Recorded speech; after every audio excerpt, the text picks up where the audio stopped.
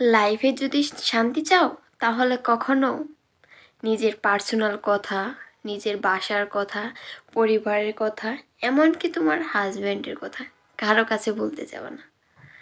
তাহলে ভালো শান্তিতে থাকতেও পারবা।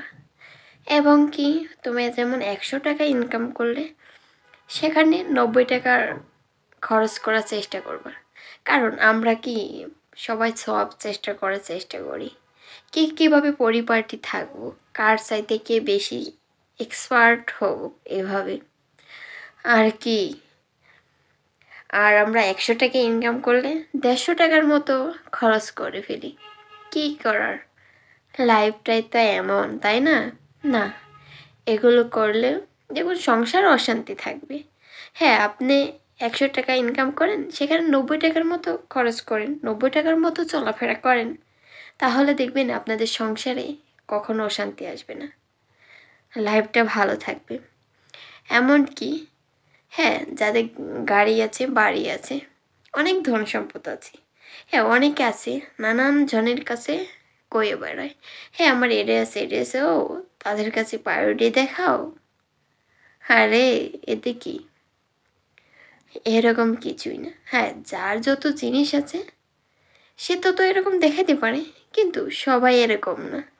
যারা বুঝোধার মানুষ, তাদের যত যাই থাকে না কেন, তারা কখনো বলতে যাবে না আমার গাড়ি আছে, বাড়ি আছে, এত টাকা আছে, সে এমন নর্মালভাবে চলবে।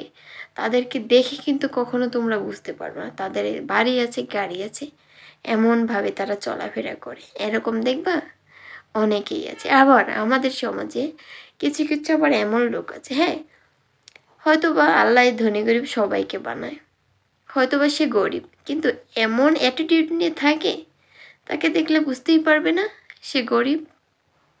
আরে তাকে দেখলে বুঝবা কি সে কোন প্রেসিডেন্ট জেন, এটাও আমরা জানি না, কি আর বলবো, এটাই জীবন। আবার কি জানেন, আমাদের মাঝে আরও অনেক ধরনের আমরা লোক আছি। যেমন অনেকে আমরা আছি জিনিস থাকতেও আমরা বলি যে না আমার কিছু নাই, আল্লাহ যেটা দিয়েছে এটা নিয়ে সন্তুষ্ট থাকা আমাদের উচিত, তাই না? আবার অনেকেই বলে আরে আমার কিছু থাকবো না থাক, মানুষের কাছে জানি আমি ছোট না হই, এমন প্রায়োরিটি দেখাবে, ভাববে যে উনি না জানি কত কোটিপতি, এরকমও লোক আছে।